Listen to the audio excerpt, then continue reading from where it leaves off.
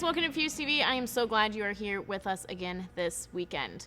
So, I did a little bit of math. Actually, I'm lying. I asked Siri how many days left there are in school, and she said 81. Only 81 days 81 left? days. Wow. Yeah.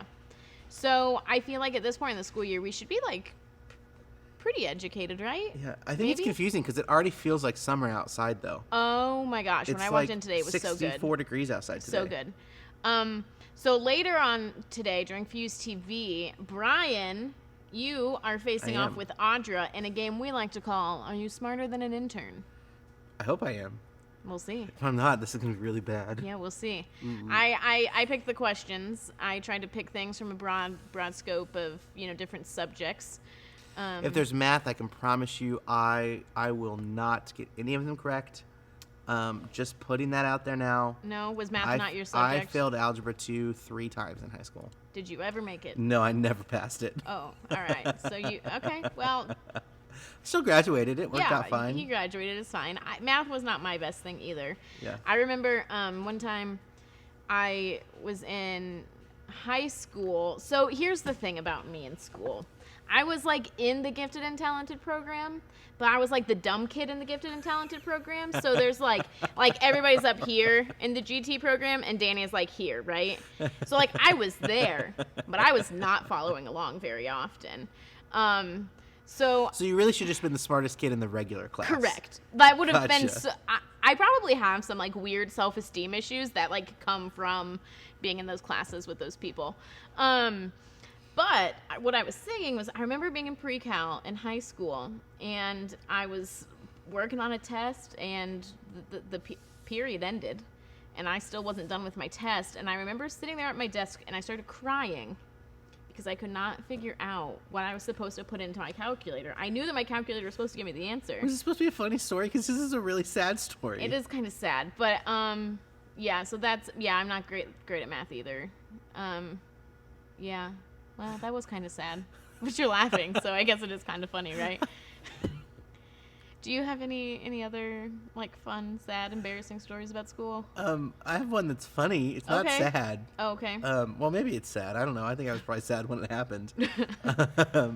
But my, like, most vivid school memory, I think I was in 3rd grade, and I was in Mrs. Booger's class, who wasn't my normal. Like boogers. I know she wasn't my normal teacher, but I had like one class a day with her. Okay. And I wasn't feeling well that day. My stomach was kind of upset, and I thought to myself, you know what? I'm gonna puke. I don't feel good.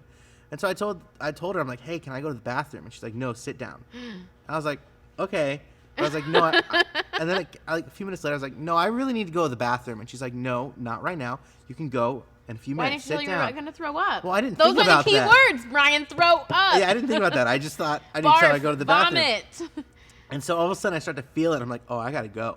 So I get up and I run out of the classroom, and she comes after me like yelling. And I go running down the hallway. Brian, come back. And I go running down the hallway, and I get to the bathroom. And it's like the school bathrooms. You know how there's like, you go in and then there's like you kind of go around, so it's like you can't just look in the bathroom. Yeah. So I come around that corner, and I projectile vomit all over the wall, like big splotch of vomit Did you tell on the anyone? wall.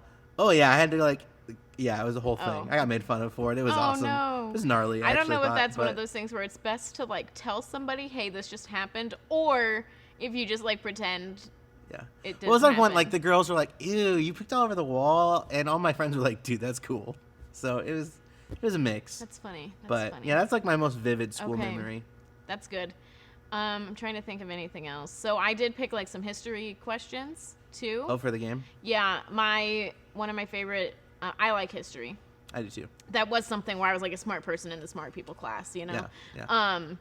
And I remember in 4th grade we had like a pioneer day, and I got to dress up as like pioneers, and then we went and like we did nothing really educational that day other than like eat food, and then we learned like square dances and stuff in gym. That was pretty fun. Yeah. Apparently all my stories have to do with getting sick. So the other one I now remember, you said Pioneer Day, was in 5th grade we did a play. Actually, it was a musical about Lewis and Clark. Okay. I actually kind of remember the song, and I'm not going to sing it. And we had practiced for like really the entire 5th grade. I ignored it. It was that bad of a joke. But But it was like a 3-month process. The entire 5th grade class was in this play. It's like a 3-month process, and we got to the day of the play or musical, and I was sick. I had the flu, and I couldn't be in it. Oh, so you didn't get sick during it again? No, I just couldn't be there. It was I was. That's a bummer. So I dressed up like my little Native American self at my house, put my costume on, and had some fun. Didn't actually get to be in the musical. I understand. That's a bummer. Sad. It's a bummer. Yeah. Well, I think it's time now to see if all of Brian's stories have paid off, and to see if he is indeed smarter than an intern.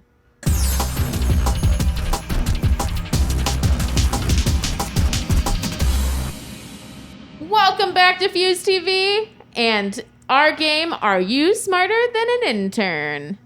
Today, Brian and Audra will face off to see who is the smartest person in student ministries. I don't know. In the world? We'll see. All right. I'm not the smartest person Audra, in the world. Brian, this is your task. I will read you a question, and you will hit your buzzer when you believe that you have the correct answer. Audra, will you hit your buzzer for a second? I picked that one because she's going to get every answer wrong. Okay, would you like to show us yours, Brian? Star Wars noises.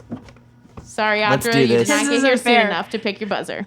Okay, so buzz your buzzer when you believe that you have the correct answer. If you say the correct answer, you get a point. If you get it wrong, the other person gets a chance to steal your point.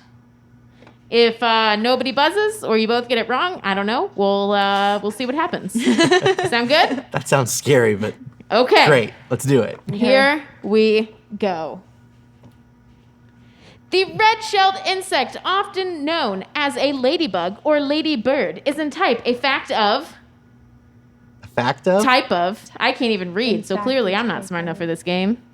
Type of. So like what type of bug? A beetle. Good job, Brian. Wait. Oh, I was gonna say like invertebrate. So well, I don't know about that. Apparently, I'm smart. It is a beetle. Good job, Brian. Here's the answer: a beetle. Question number 2. The French and Indian War, which began in 1754, became the North American theater of this worldwide war that lasted from 1756 to 1763.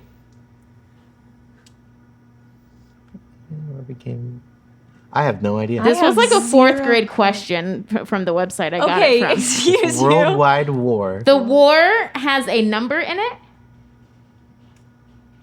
The only one I know that has a number in it is 1812. The War of 1812. We're not quite there yet in history. Yeah, we're not into the World Wars either. What about the duration of the war? World War Zero. No! The 7 Years War! Yes! Good job. I actually said it right too, like the 7 Years War. That was impressive. I'm impressed. World War Zero, going into history books, people. Is red an adjective or a noun? It's an adjective. It's both. Did you hear me tell this to Riley earlier, Brian? You might have told me this last week. That is not a red. I did share it as a fun fact with you last week. And so I get the point. I'm obviously smarter. No, this question becomes neutral. I ruined the question. We'll see, Brian. We'll see. I ruined it. If I lose because of this, I'm going to be upset. I was just sharing all the fun facts as I was finding these questions, you know? Both. Yes. What is the name of the book about a friendship between a... That was me, Charlotte's Web. Okay. All right. That was me. Okay. Correct. Charlotte's Web. In the title, The Lion, the Witch, and the Wardrobe, what is the last comma called? An Oxford comma. I love the Oxford comma! Wait. And yet I got it first. You like the Oxford comma? I love the Oxford comma. I hate the Oxford comma. It is so important in English. I would disagree with you. If you don't have the Oxford comma, it changes the entire meaning of a sentence. But you can I still am read so a list passionate about the Oxford comma. Okay, we'll have to have a debate about this later. I just know what it's called. But yes, it is indeed the Oxford comma. What is the closest planet to the sun? I'm gonna get this wrong. Mercury. Oh, I got that right. You are correct. It is Mercury. I was between Mars and Mercury. There's 2 options. I'd seen you the song, but I'm not going to. We can do that later. No. The largest number that can be pronounced with a single syllable is... Ooh, do you see those wheels turning? 10? 10 is incorrect. No, you can't go twice. Excuse you, sir. I know what it is. If she doesn't get it within like 10 seconds, can I answer it? Sure. Yeah, just go. It's 12. It is 12. You are correct. Oh. 12. I was counting. How did I miss 12? If a shopping cart contains 1 apple, 2 bananas, 3 oranges, and 4 hot dogs, what percent of the cart's total contents is fruit? 60%. Correct. 60%. Yep. So Brian was correct about saying that he would not get math questions right. You want to know what in my head? I don't even know if he tried. Here's the best part. I counted wrong. I was going to say 5/9. So clearly I'm doing well. That's like not even a common fraction at all. Okay. A pound cake traditionally contains a pound of which 4 ingredients? Okay. Flour. Mm-hmm. Butter. Uh-huh. Let's go. Cake. Eggs. Uh-huh. Wait, there's a... Oh, they... Okay. Last one's easy. Pound of eggs. Flour. Sugar. Correct. Yep. Good job, Audra. I also am not keeping track of the score. I was going to say, you're not keeping track of the score, so this is great. So we'll just make an executive decision at the end of the game. Okay. How many months in the calendar year have exactly 30 days? 5. Incorrect. Oh. Okay. Oh, yep, there she goes.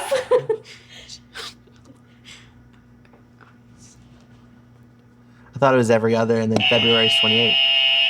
3. It's 4. Oh, I was going to say 4! And that is the end. I won. There's no way I Are didn't you win smarter that. than an She intern? got more wrong. That's first. so... At first, I but that doesn't I define have the been game. told all of my life that if you fail, you can always have a second chance. That's actually not true, not always. But So if in Audra- learning here's- in school, it's okay to be wrong because you can learn it again. So here's the real question. Can you learn it again, or If do you just have to Audra, remember if what you Audra's learned the before? winner, which means she's smarter than an intern, does that mean that she's smarter than Riley and Alan? Yes. Oh. Yes. Well, that's not even a question. Quite a mic drop moment. And on that, we leave you.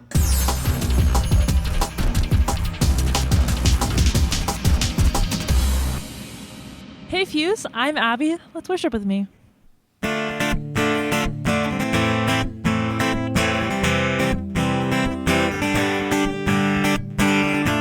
Ooh la la, when I let go, then I find life. Ooh la la, when I let go, then I find life. I close my eyes and colors fly. There's no hiding from your grace. I can't deny your heart from mine, and it's unrelenting chase. I was on the edge of deception, caught up in my own hesitation. My heart is only for you, Lord. So I let go and I let love show me life like it's supposed to be. An oasis here awaits us, all the freedom I'll ever need. Now I'm alive. Oh la la, when I let go, then I find life. Oh la la, when I let go, then I find life. The highway is calling me to a life unlike before. The Father's heart is beckoning, and I can't resist no more. Lead me in the ways of devotion. Don't wanna get caught in the motions. My heart is only for you, Lord. So I let go and I let love show me life like it's supposed to be. An oasis here awaits us, all the freedom I'll ever need. Now I'm alive. Oh la la, when I let go, then I find life. Oh la la, when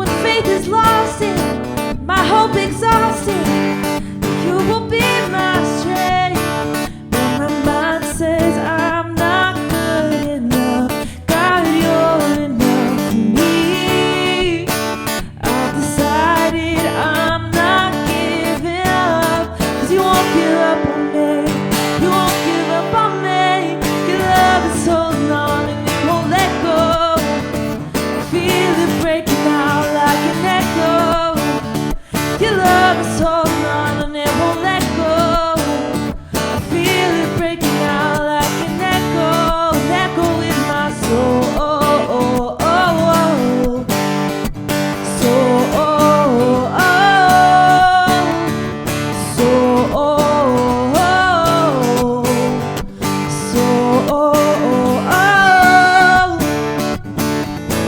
In every season, you keep repeating promises to me. No, there's no stopping what you have started till it is complete. When my mind says I'm not good enough, God, you're enough for me. I've decided I'm not giving up, 'cause you won't give up on me. You won't give up on me. Your love is holding on and it won't let go. I feel it breaking out like an echo. Your love is holding on and it won't let go. I feel it breaking out like an echo in my soul.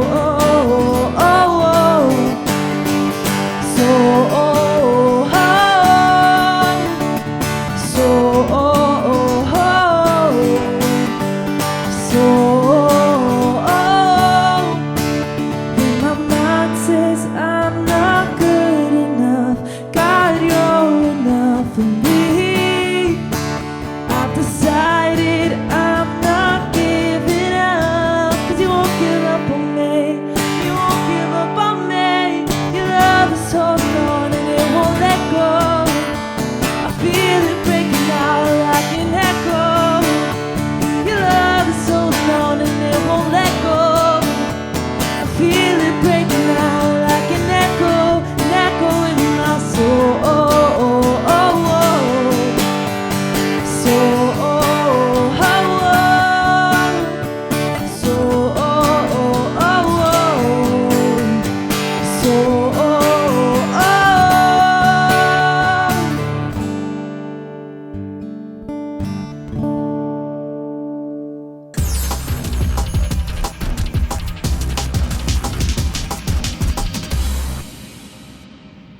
Hey everyone, I'm Stephanie and I work in student ministries at Grace Fishers, and I am really excited to learn about spiritual community alongside all of you today.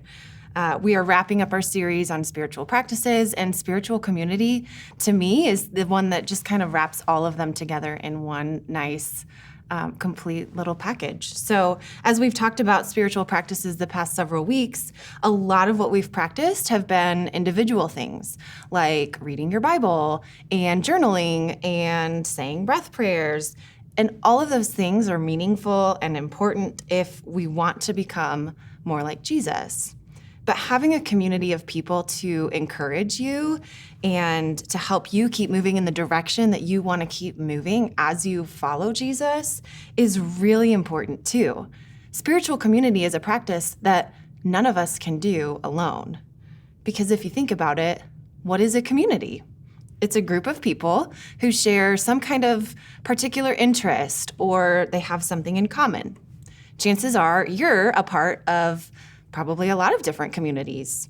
You have your school community, you have your sports or your choir or band ensemble community, you have your neighborhood, your friend group. All of these are examples of different groups of people who share something in common, whether it's just the location of their house or it's activities in which they choose to participate. So much of our daily lives is structured around simply being with other people because we were never meant to do life alone. All throughout Scripture, there are examples of God's intentions for us to do life together.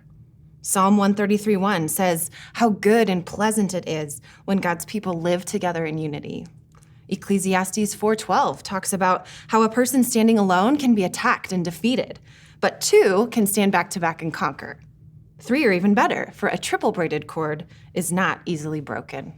Hebrews 10:25 says, "Let us not give up meeting together, but let us encourage one another." Spiritual community involves things like worshiping and gathering in small groups, which is exactly what you're doing right now. Simply by being a part of Fuse, you are practicing spiritual community. Gathering together with other followers of Jesus in this way was something that Christians were meant to do from the very beginning. Acts 2, chapter 42 through 47 gives a beautiful description of spiritual community. A group of people devoting themselves to teaching and fellowship and prayer, sharing with those in need, praising God and worship together. Doing life together with other people, you guys, is way more meaningful than doing life alone. Worshiping together, being involved in a small group where you're known for who you are, matters if you want to grow deeper in your relationship with God. Have you ever wondered why small groups are such a big part of Fuse? Well, it's because your group is the place where you are meant to be known and to be loved. It's a place for you to be encouraged and to ask questions as you go through middle school alongside other people who get it and they get you. I'm a part of a small group with other adults, and the people in my small group are the people who know me probably the best. They know about my job, they know my family, they know what kind of food I like and don't like, and I know all of those things about each of them. But the biggest difference between my small group and all the other communities of which I'm a part is that the people in my small group are the people that I pray with and for the most. They're the people who help me understand the Bible. They're the people that I talk about the really hard stuff with and the people that I go out of my way to show up for. They're a huge piece of my spiritual community. So as you spend time with your small group today, talk with each other about how you want to grow in your relationship with God and how you can encourage one another. How can you make your small group a place where people feel known and loved as they pursue Jesus together?